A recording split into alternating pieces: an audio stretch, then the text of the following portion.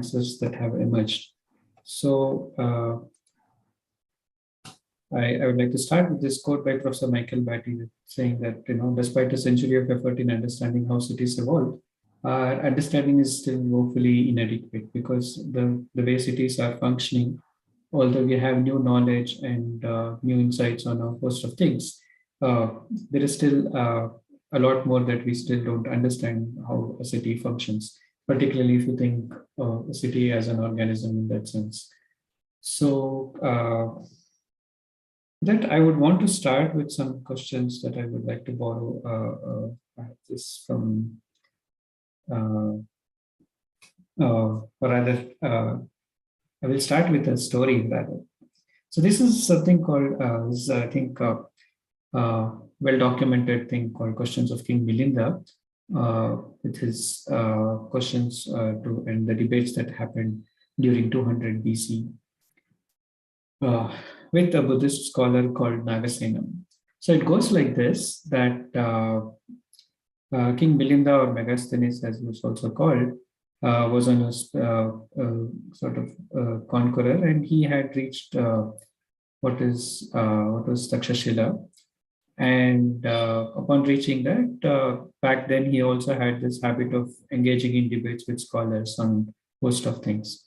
And incidentally, he ended up defeating all the scholars who were in Takshashila. And he said, "What is this land? Are there no scholars who can defeat this king over a debate?" So the word reaches to Patliputra, now Patna. And back then, I think the Buddhist philosophy or Buddhist religion was on its peak. And so they decide to send Nagasena and his disciples to Takshashila to get on to a debate with King Milinda.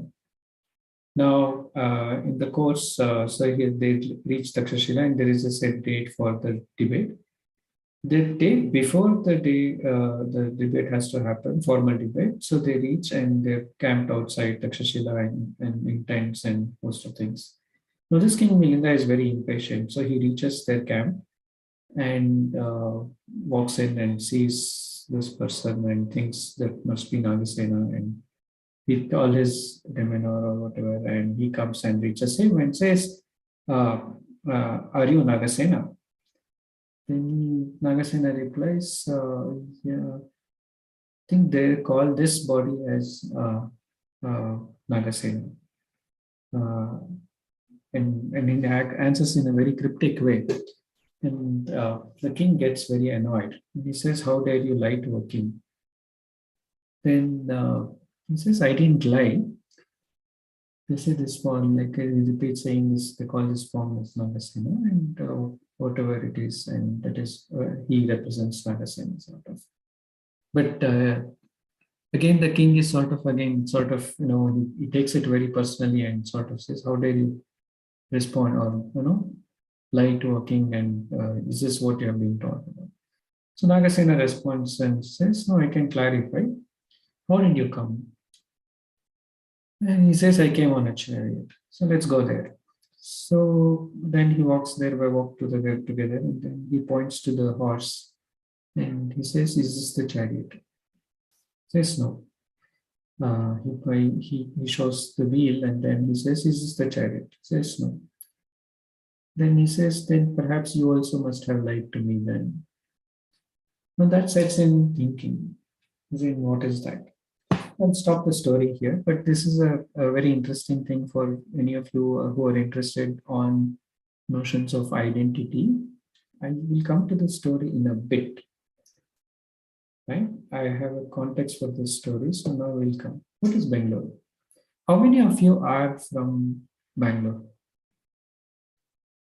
You could just respond on the Q&A or something. How many of you are from Bangalore?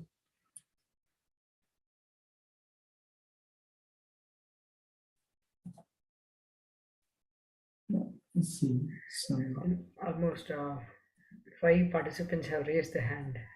Okay. I can see only few. Anyway, 5 participants have raised. right? Yeah. So how many of you have been in the city for over 10 years now?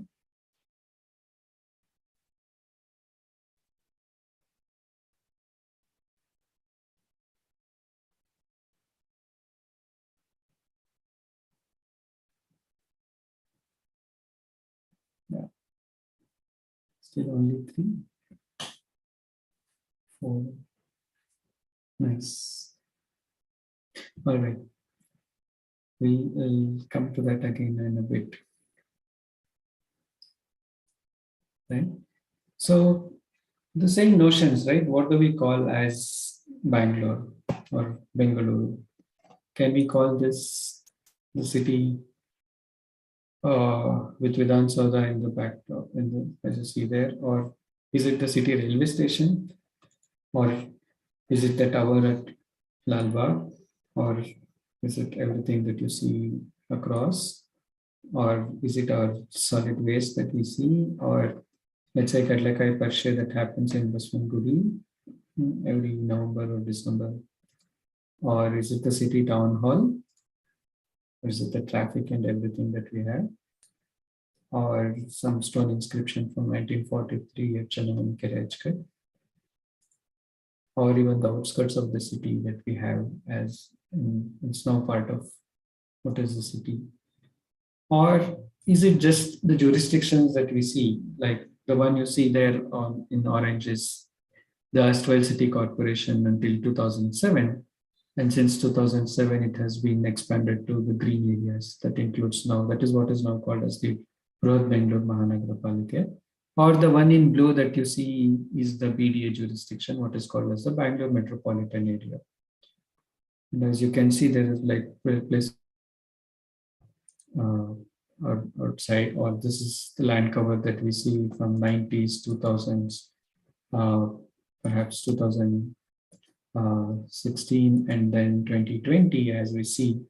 Uh, the red ones, what you see in reds are the built-up areas, and clearly that has gone beyond what is even the BBMP jurisdiction, and that's how it sees now beyond the city. Or what we see as the master plan that you see is that the city. So the question comes back as to what is the city.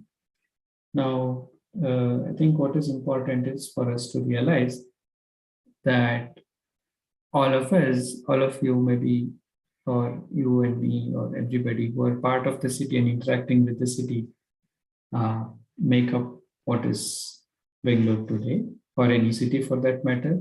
And also all the institutions, like the physical aspects of it, of the streets, the trees, the waterways, the buses, the traffic, there's so many institutions that have been created in the recent past also.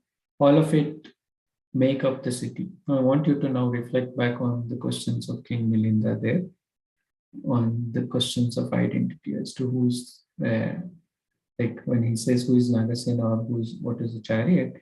Similarly, what is Bangalore? On that note, I think it is important for us to think deeper and understand what the city is, or who what is your interaction and where do you stay, or how do you connect with the city, right? I think that realization is important. Now, why I bring this up is uh, many of the citizens in the city today are somebody whom I call as neo citizens who have been living in the city perhaps less than 10 or 15 years now. Because 2001 city population was like, I guess, around 58 lakhs. And then by 2011, it was 85 lakhs. And today we estimate it to be about 1.3 crores. Now, that has been a very significant jump, as in almost more than doubled in the last 20 years. So all of those new citizens, whom I call as neo citizens, are somebody whom I think uh, who are still part of the city, but the challenge is, although many of them have been in the city for the last 10, 15 years, they wouldn't really say now they're part of Bangalore. Now that is a concern that I would want to highlight. That's something that is also affecting all of us interacting with the city. Because unless we feel that the city is part, or we are part of the city, I'm afraid it's like if you're not belonging to the city, it becomes very difficult also to shape policies or the ways we would want to interact. It's only one-sided. Now, with that backdrop, I think I will just move on to like there are standard definitions here that we have from the Karnataka Municipal Corporations Act saying certain area subject to certain conditions can be called as a city. Then Urban Development Authorities Act also has some definition for urban area. We also have another definition from the Census of India as what a urban area is and things like that. Let's not get into the definitions per se now, but I think let's move on to looking at one aspect, particularly the blue infrastructure in the city. Some bit of theory in the sense coming from an ecological perspective, right? Or eco-hydrological perspective. It's important for us to see, look at what forms these streams and things like that. Now, so what happens is that depending on how the hydrogeological situations are, you would have natural streams that originate at perhaps higher altitude and then flow down through the natural elevation into valleys and eventually create through streams, and that would become streams and rivers there. Now, what do we call this as headwater streams? We have many such headwater streams in the Western Ghats, which are essentially the beginnings of these rivers and so on, and finally go down to the sea. Now, they are very essential because they trap floodwaters and recharge groundwater and also responsible for downstream river. Just a minute. Okay. So basically, we are referring to blue infrastructure. Blue infrastructure जिसको जो पानी के बराबर infrastructure को we call it उसको blue infrastructure बोलते हैं. जैसे कि अगर भाई बैंगलोर में भी ऑल्सो हमारे पास बहुत सारे स्ट्रीम्स है, उसको ब्लू इंफ्रास्ट्रक्चर बोलते हैं क्योंकि पानी के लिए जो है उसके लिए ब्लू इंफ्रास्ट्रक्चर बोलते हैं. Come back and perhaps I will continue in English itself. But if there are any questions, please feel free to ask them. Yeah. So in Bangalore, what has happened is that we like naturally it is characterized into three valleys like Koramangala, Chelgata, Vishwavati, and then Hebbal. And then because Bangalore is on a ridge and we are on an elevation of over 920 meters. And since you're on a topper elevation, whatever water flows, it falls and just flows down through these key valleys. But about like 70 to 80% of the water flows through either Koramangala and Chelgata Valley and Vishwavati Valley. Now, bulk of the water that falls has to, like I said, falls down. So there are many numerous headwater streams and what we call as first order and second order streams. And they find their way out. And if any of you have passed through Mysore Road, you would see Vishwavati flowing there with, unfortunately, a lot of sewage as well. But that is now already a fourth order. So what we now have, what we would try to look at is, incidentally, we have a tank map of Bangalore that was prepared sometime around 1920s. And what we have done is digitized or traced all the streams and water bodies based on that map. And what we get out of that is that we see that Bangalore had, like within the BBMP area itself, had about 262 tanks that occupied an area of almost 68 or 69 square kilometers. And then we also have numerous streams. And the total length of them was about 794 kilometers in length. Now, what you see in blues in this is what was supposed to be all the streams and tanks as per the old map.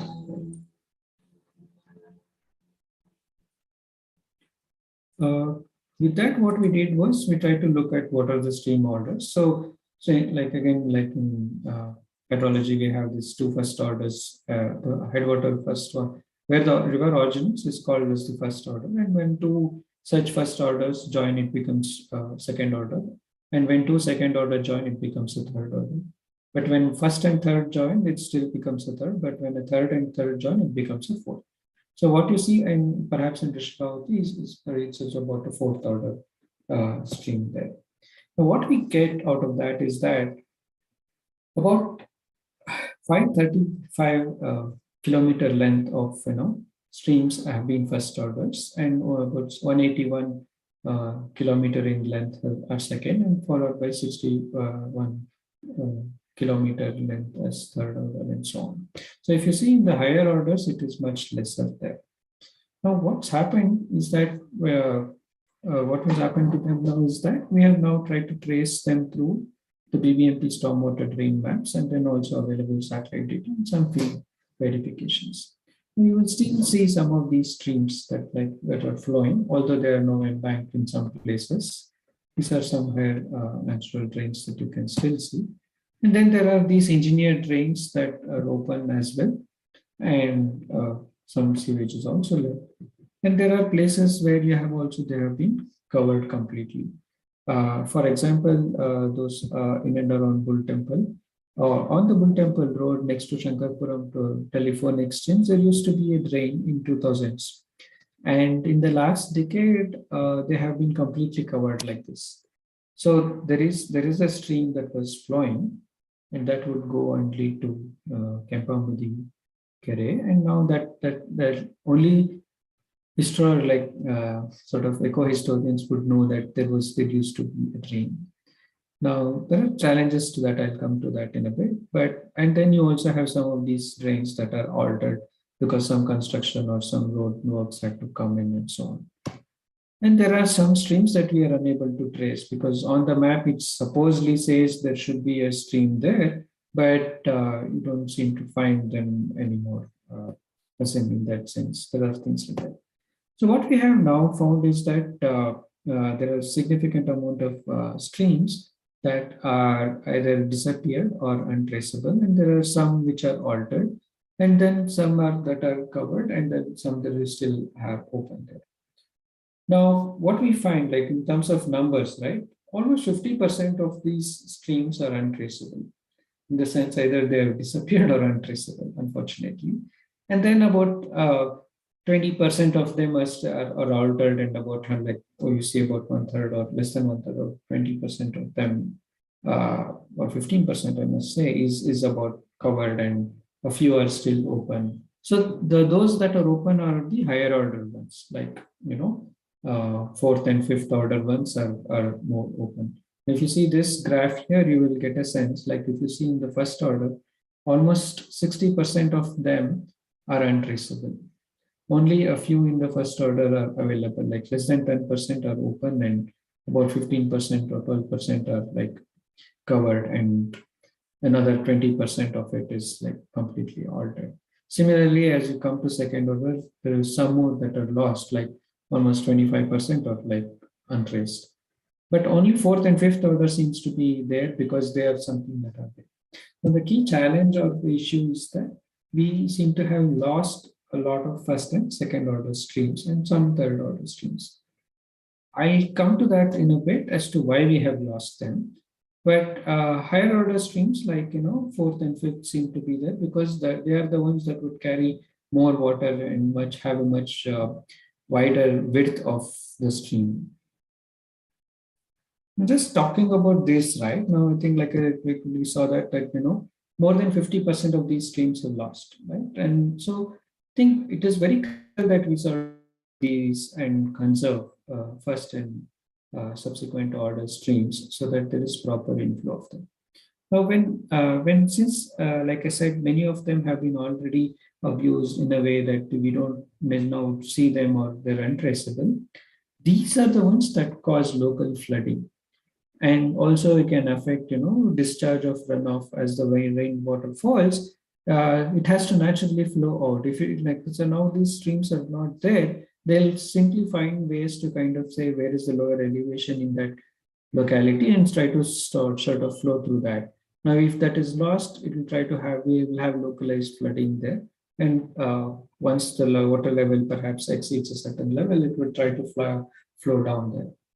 Now, there is also a concern on these engineered drains because these drains, there is a sense that uh, you know, constructing sidewalls to that and covering them up and all is happening, which is a concern because it's also allowing one to let sewage in, and that can cause a lot of anaerobic condition, and that could be a potential risk to life itself. And that we have seen in many instances as to what is happening. Now, at large, right? I think there is a larger focus now in terms of protecting the green infrastructure, mostly for tanks, through making sure that that the boundary is secured and restored and all of it. Now, these tanks won't survive if they don't get inflow into it because it's a more of a dynamic entity. Now, it's very important for the tanks to also to be restored and for it to be protected, that all the streams that are leading to the tanks are also restored. So it's very important that, beyond just the periphery of the tanks, we start looking at what happens to these upstream streams that are upstream of these tanks. Now, a key challenge there is that legally what has happened is that we don't have the first, second, and perhaps third order streams reflected in our revenue records. In the sense that, let's say, if a stream was passing through your or property that you may have bought or owned, unless it is fourth or fifth order stream, the revenue records would show that this is some Rajkal way, and so it is not part of any survey number. Now, if it's a first or a second order, and in some cases third order stream, it would still pass through your property or the area that you own, perhaps. But there is no legal entity that allows you to kind of, legal sanctity that would allow you to kind of restore it and keep it there. So that's a concern, and that's where it requires perhaps an amendment to the Karnataka Land Revenue Act to recognize these streams, and perhaps at least going forward, wherever we still have the first order streams, it would be useful to have them restored and saved, because if already wherever it is not there, and this would also be applicable to the rural areas as well. I know beyond the urban, even in the countryside, like around here in Tumkur district as well, many of these streams, first order and second order streams, are also now in a way sort of abused. And if somebody is changing land use to make into plantations, they're happily kind of changing or changing course of these streams and affecting them. That's something that we need to look at. Now, moving on to the next issue that where we actually have to look at is looking at why are these resulting in, as in how are these resulting in. It all comes back to the issue of planning. The key question is who is planning, as in for like resources of water, energy, land use, and mobility, and perhaps like we're also looking at green infrastructure, so to say. Now, the answer that we seem to get is that except spatial planning, looking at land use, that would look at which localities should be residential, commercial, or industrial and mixed use, perhaps, and other such things. Unfortunately, there is no planning done for a host of other things, like particularly energy or water. Now, when it comes to energy, for instance, there are numerous agencies in the city, and most of them are looking at it in silos. For instance, the BESCOM is interested is only in looking at final distribution of power. KPTCL is into transmission the power from power sources like Ballari Thermal Power Ballari Station 2 or RTPS or any other hydroelectric projects to the city and supply it to Bescom. And then we have a few generating sources like in KPCL owns all these thermal stations or the hydroelectric stations, and KPCL is interested in only managing them and all that. But and KPCL has a larger mandate for the state and not necessarily for the city. So the thing is, if you look at who is looking at and planning for Bangalore, there's no one entity looking at energy planning. Even KERC has no clue. KERC redirects you to, let's say, go check with Bescom. And Bescom say they have working plans looking at what should they do for distribution and all. Now, there is a critical need for us to relook at these institutions that are looking at planning and also enable who has to come to do this planning. Same is the case with water, and water also BWSP does it in a project mode. Even until a decade ago, there was no planning wing in BWSP. There was nobody to look at anything like that, and they have been into this project mode, like Kaveri stage 1, stage 2, stage 3, phase 1, phase 2, phase 4, and things like that. The issue there, be it water, energy, and perhaps mobility and all of this, is that there have been some notional plans as well, including recently there is something that the BBMP is doing with World Resources Institute and C40 Cities is coming up with the Bangalore Climate Action and Resilience Plan. And there have been numerous other plans that have also been come up in the past for the city as well. Now, none of the plans have a statutory backing. In the sense that since they are not legally backed, they can't be enforced. And the only legally backed plan is the land use plan, which I think unfortunately also is dated. So what we really need is reimagining how we are looking at our urban planning. Now, something that we did in the past until pre-COVID times is also to look at some of the trees in the city. And we have an app, citizen science activity called Open Tree Map to map trees in the city. And what we really did was to look at, how many, what are the and how many trees are there in particular like localities. And we did it very well in Indiranagar and Coxstone. And as a consequence, what happened was we only facilitated with some knowledge support on the tools as well to look at how do you identify certain trees and all those. And also with this application to go about how do you add those things on the map. And the data is pulled onto OpenStreetMap, which is Map Wiki. Now, the good thing about that was like we didn't map trees. We only facilitated. Now, what we did or what happened really was there were some very engaged citizens from Indiranagar Resident Welfare Association. They owned this up and they went on to map the entire neighborhood. Now, the consequence was that they would know what is happening to which tree or where is which tree and things like that.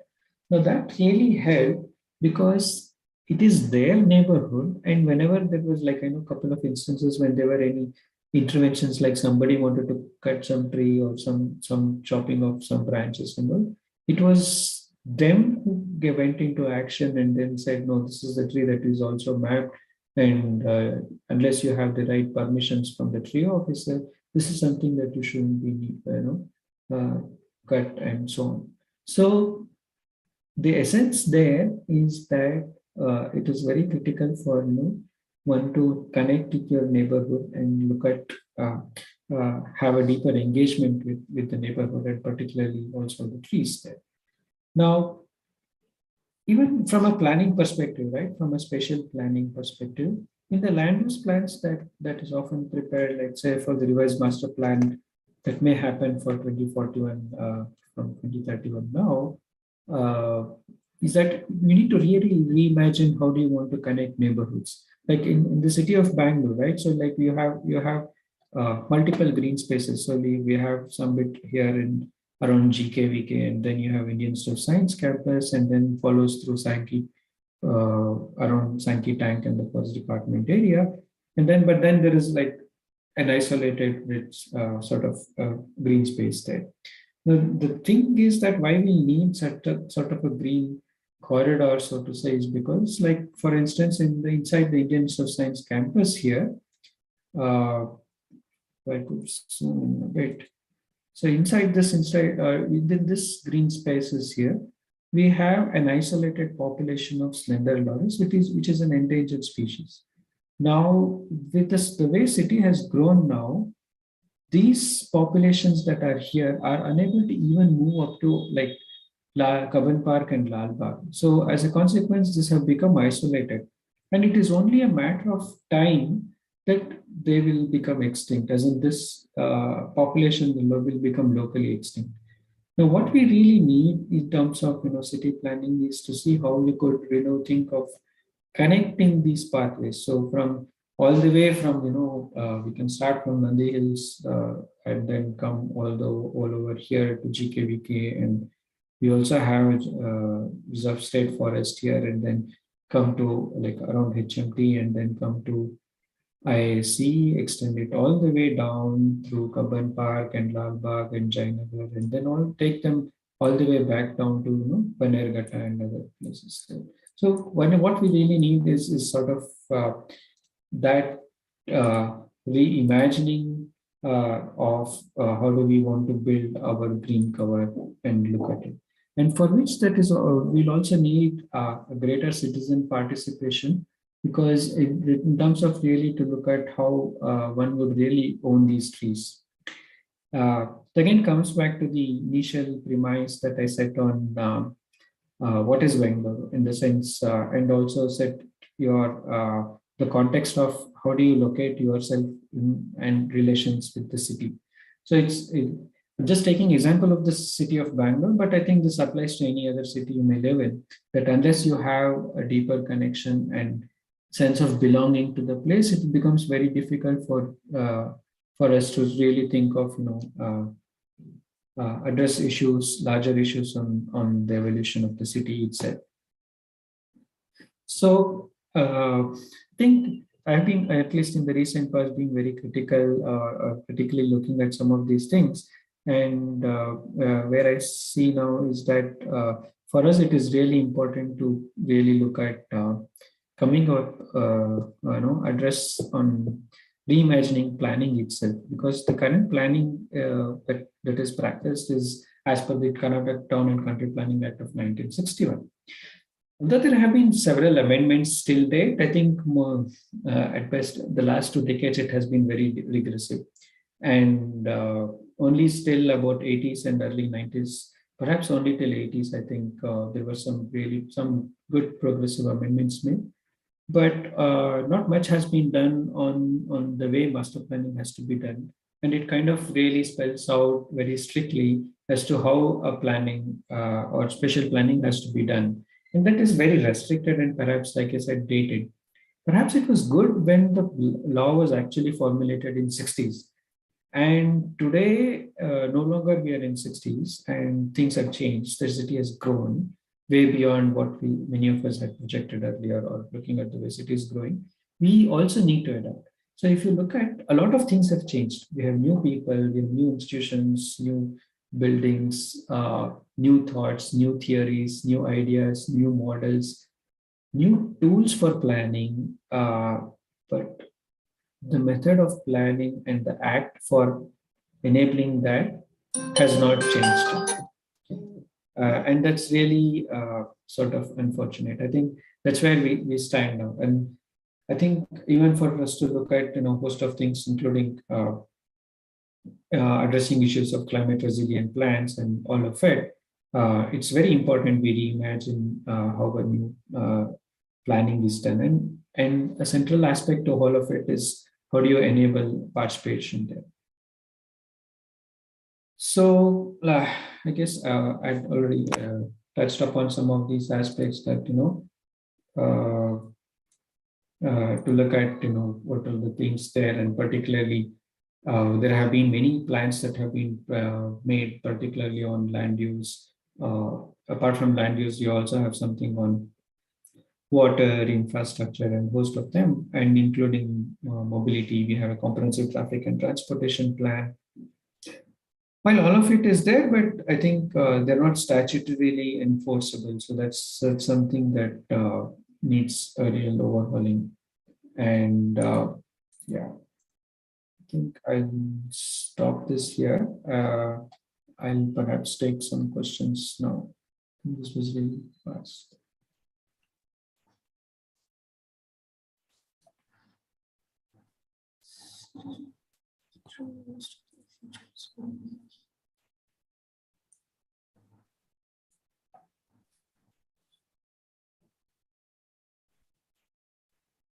Yeah, so I see It's one just a question. statement.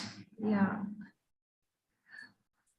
I request participants to leave your questions in the Q&A box if you have any query.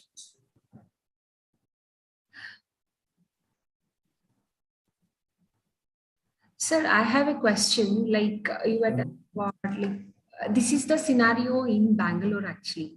Right. So, how about the other metropolitan cities or things across the country? So, is it the same one when it comes to blue and green infrastructure? Can you throw some light upon it, sir? Yeah, so I think Bangalore is still better off in a host of things that we have a very active citizen participation, at least civic activity is very high in the sense. So we had this Citizens for Bangalore that recently came up to stall the steel flyover thing that would have cut more than several thousands of trees. Prior to that, we had Hasiru Usiru during 2000s, and that was also instrumental in stalling some of the sort of infrastructure projects that would have affected trees and stuff like that. Now, most other cities are also in the same soup in the sense, uh, be it Delhi, Mumbai, Chennai, and all of Hyderabad, for instance, all of them, I think they're all in the same boat in the sense there is an influx or there is certainly a pressing need for development, and there are a lot of investments that are coming in for development. And so it is very difficult not to say no for development. But the key issue is how do you now embrace development in a way that you will not affect your blue and green infrastructure, because that is very critical for the survival of the city in the long run. And particularly in the issue of climate change and the need for making plans for making cities more climate resilient, it is important for us to actually look at how do we now look at this. So yeah, in a short sense, yes, other cities are facing it similarly. In fact, Bangalore is slightly better. Thank you, sir. Udayaditya has a question. Yeah. What's the mode of citizen participation expected in planning? Would like to know which parts of planning citizens can participate. Okay. So thanks for the question, Udaya. So I think for those in Bangalore, there is something called as ward committees that would be set up as soon as the elections are over, and all of you should participate in those ward committees, and that's one way of engaging with your civic agencies to see what needs to be done and how to go about it. Beyond that, particularly for planning, currently the law doesn't facilitate any role for citizens directly to participate in planning. Although it only says once the draft master plan is prepared, it can be put for public consultation. Like in the previous exercise that the Bangalore Development Authority did, it got over 6,000 or 7,000 responses from the citizens. And the authorities sat over it and considered a few and responded to a few and perhaps not responded to a lot. And but not much of amendments really happened to the master plan that was formulated in the past. But in the new planning law that some of us are trying to push, we are suggesting that people participate in planning, because end of the day, whom are you planning for? It is for for the citizens, right? As in, what we really need is citizens to set the larger goal of what do you want to look the city to be in 2041 or 2050, and then based on those aspirations or the realization or at least scenarios of what you would want to do, you work backwards towards it, and then also have a sense of what resources are there to support that. And wherever, if resources are a constraint, how do you now then augment towards it and then go forward with it? I think that those are the things that we are pushing for in the new planning act that we're envisaging. But unfortunately, I think there is not much of thought leadership in the political establishment to actually think of a new act for planning. That is, I think, the need of the hour. Thank you, sir. Binesh has a question. We need to follow Western model wherein the major buildings are in the center of the city and parks surrounding it so that the climate is regulated effectively like in Berlin, Paris, and others. Well, actually, I don't think like they're all good models, so to say. But I think Bangalore can have its own Bangalore model.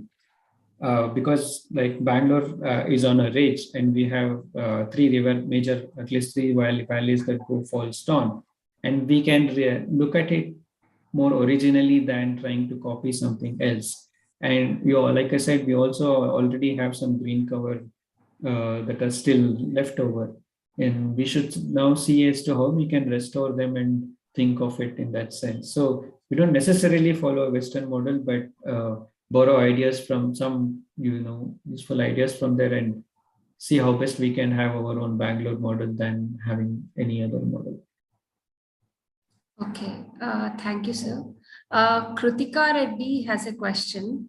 Will it not be difficult to replan in areas where the city has grown immensely, especially if we are thinking of connecting green corridor?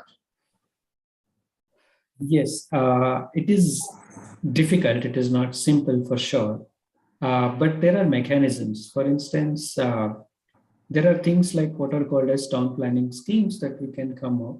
And there are also other instruments like transfer of development rights and so on. Now, where if in already developed areas, you offer appropriate compensation or you offer something like transfer of development rights that the original owners can avail and forego the existing land for the betterment of the city, so to say. Now, as far as I know, we like in Karnataka, we haven't really had any successful town planning schemes. But Gujarat and Maharashtra have had some success in town planning schemes there.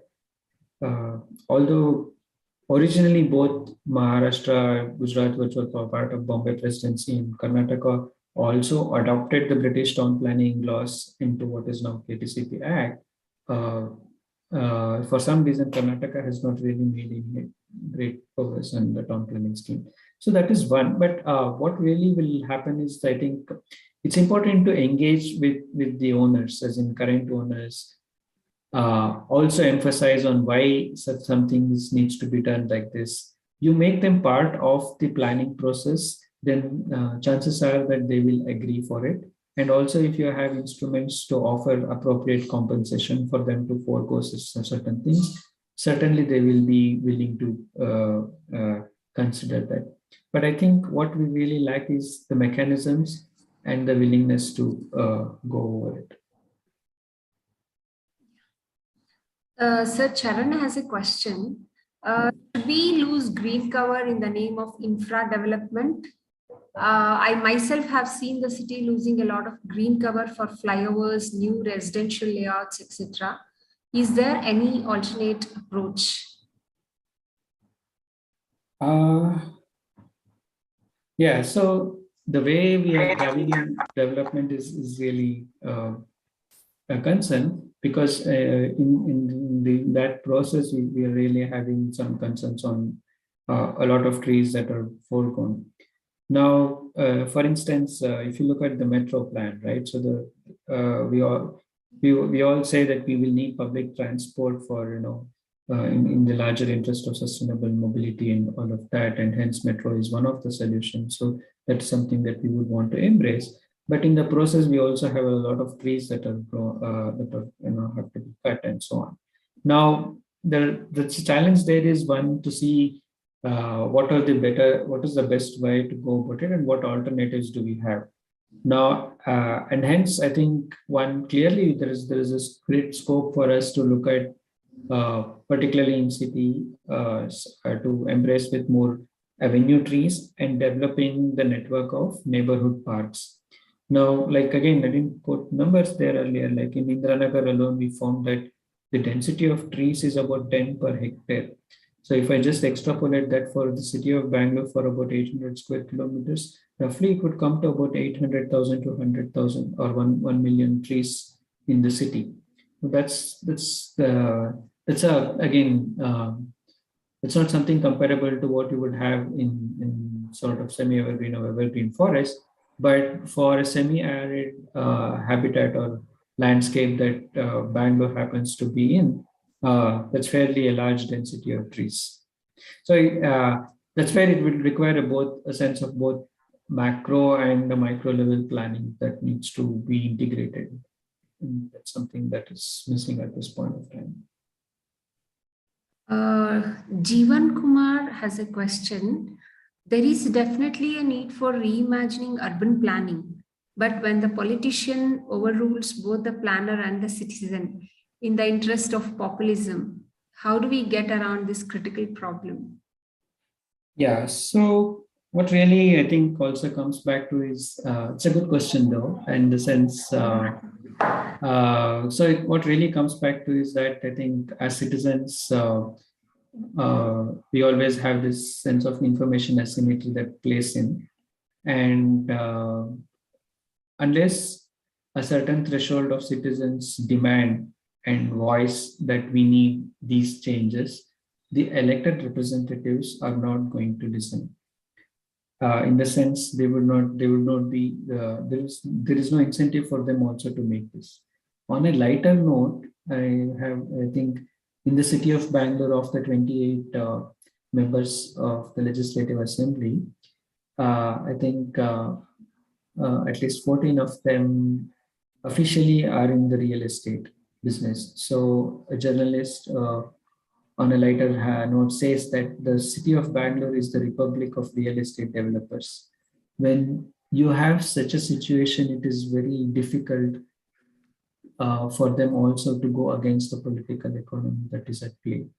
But what really will work in the long run is a greater citizen participation. And I would invoke what Hirschman proposed or noted of on the exit voice loyalty model for institutions. I think the same works here, that the citizens have to be voicing, in the sense, be more vocal about the issues that they're facing. And unless that happens, it will be very critical. I'm very doubtful that any change will happen. And that is where citizen participation is very critical. Sir, I think these two questions can be merged, the last two questions. General awareness and public disclosure are important for empowering citizens. Any measurements that could be enforced as part of urban infrastructure? And the other one is how to improve efficacy of planning to achieve desired goals. So, yeah. Okay. Yeah. So I think both of these again come back to, thanks for these good questions. I think come back to the previous one that I was talking about yes, sir. On the information asymmetry, in the sense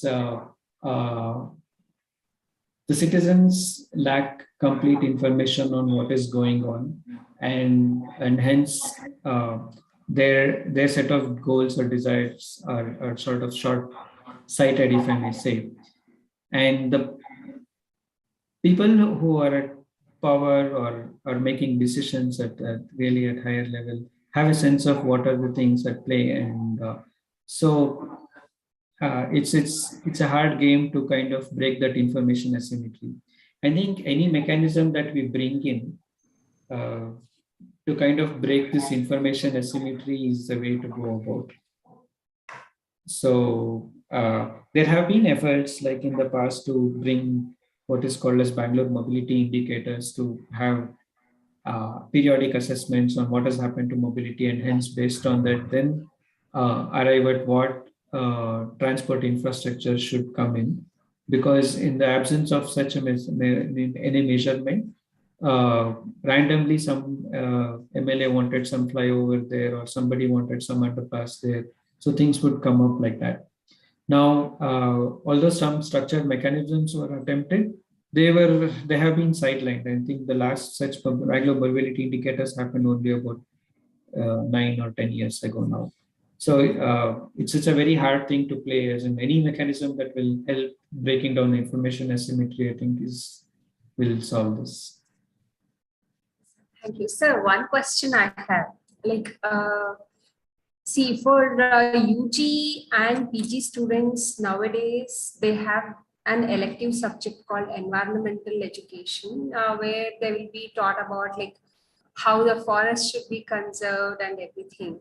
So can somehow this kind of urban and green infrastructure and how the urban planning should be, can that be a part of the curriculum to the students in higher education? Or to that extent, maybe to school education as well? How can we integrate that? Okay, so in more than planning per se, directly coming into planning, because it's a more informed discipline, and there are courses on urban and regional planning, for instance, bachelor's and master's level as well. But I think while that is one part of it, I think what is really important is more critical, I think, is to raise an awareness, civic awareness on general participation in the regular governance processes. I think it is important for like each of you to know who is your counselor, who is the commissioner, who is your MLA.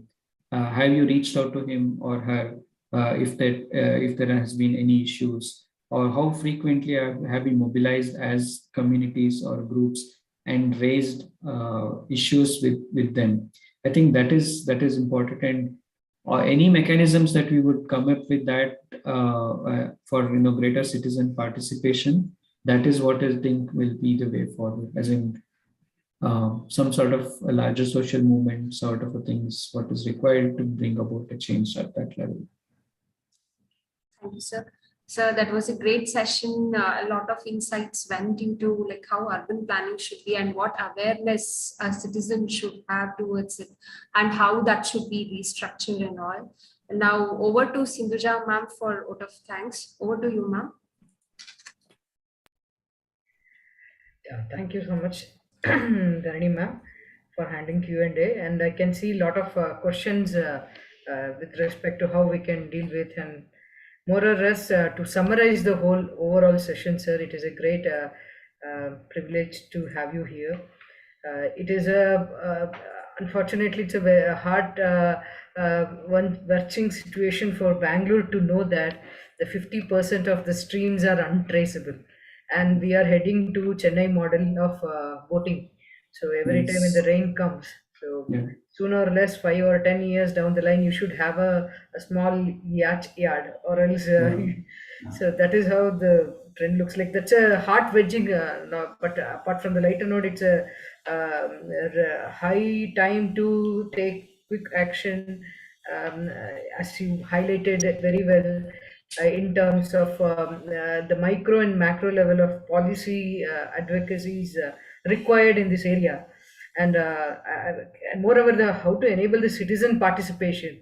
So this is something which is Bangalore as a metropolitan city, and coming people with diverse background, having that accountability towards the environment where we are living. So a lot of sustainable behavioral aspects comes in. Rightly said, sir. So like the session highlighted the critical need to relook the different public institutions like KPTCL, water, energy.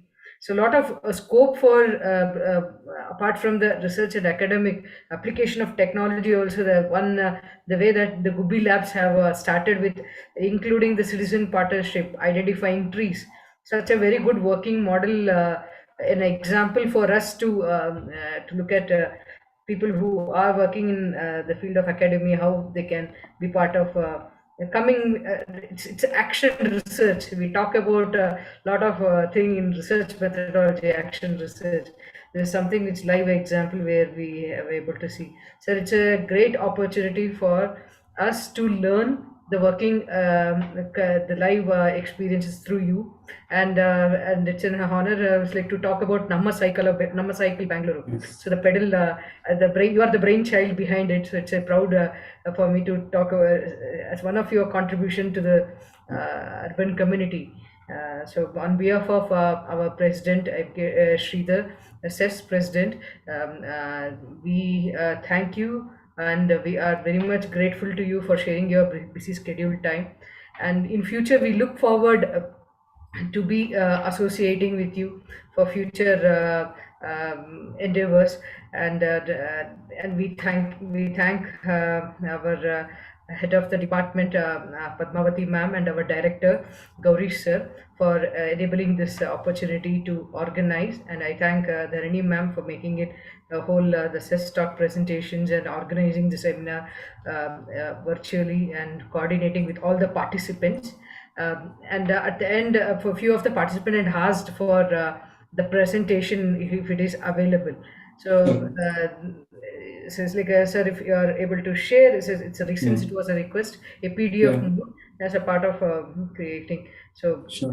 that will help a few people who want to take it up further. Yes. Yeah. And thank you so much, sir, for Sure. at a short time of notice you took No worries. you said yes to Yeah. us. Yeah. Thank you so much, sir. Thank you. If there's any other feedback also, please feel free to share it. There's a Thank lot you of for- Q&A questions are flooding in actually. Yes, So Yeah. I think there Sure. was one more question we left out. Yeah. Okay. Yeah. Yeah. okay. You could. So is it 1 minute Yeah, sure. We can of time? take it up. Yeah, madam. Yeah. How will we? Sorry. The question, ma'am. Yes, ma'am. There is only one question. How will we improve disability? How will be improving disability in students and environmental awareness for inclusive schools? Like, how can we improve environmental awareness for students? Okay. It's probably the same question which I pushed in. Okay. I think that's also a wonderful question. Yeah, I'm just thinking aloud. I think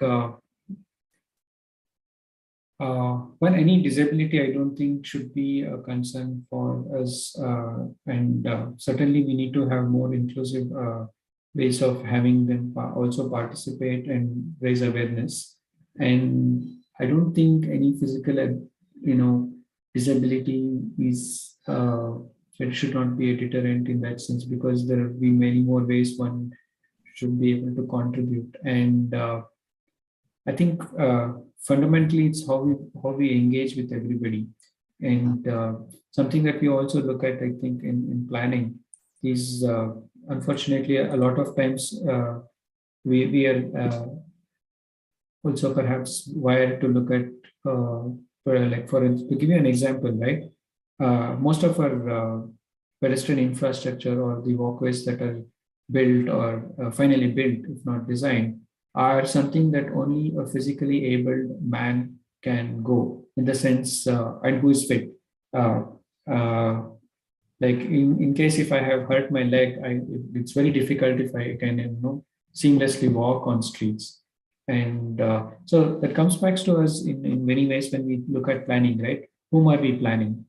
We also have to look at the children who should be playing around, or women and old age people, and any other all other challenged persons as well. So in the sense, it has to be all encompassing, because we have to imagine cities for everyone to be part of it, not like I said, how our pedestrian infrastructure happens to be.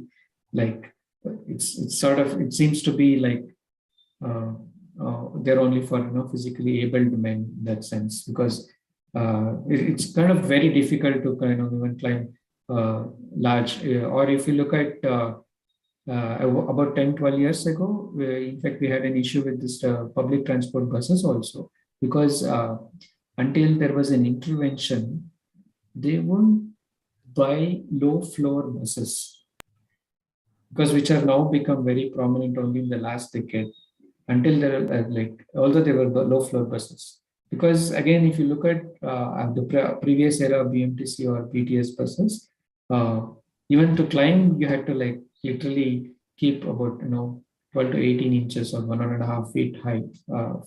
So now you have low floor buses that even a child can actually step in and things like that. So there are many things like simple aspects that we also have to look at, and particularly on issues on environmental things and all. I think there are much more. And for like having them also part of citizen participation, even if one is not able to move seamlessly, you think one can still maybe able to look at let's say keep records of bird calls or things like that, and know of what is the bird fauna around, and still be able to say what's happening to that in the north. So there are many ways one we could think, imagine, and engage and make it more inclusive. I hope if I don't Yes, know if yes, I yes. was able to answer that. Yes, sir. A bit of connectivity issue was there sometime. All right. That's there. Okay. I think other than this, I think we had a very great session, sir. Again, there are no more questions. All are commenting very. They had a very good session, and fine. We'll share the recording link. It has been recorded and it's available in YouTube also. So those who have missed the session. And once again, sir, on behalf of Center for Education Social Studies, thank you so much for being part of us, and we look forward, sir, this from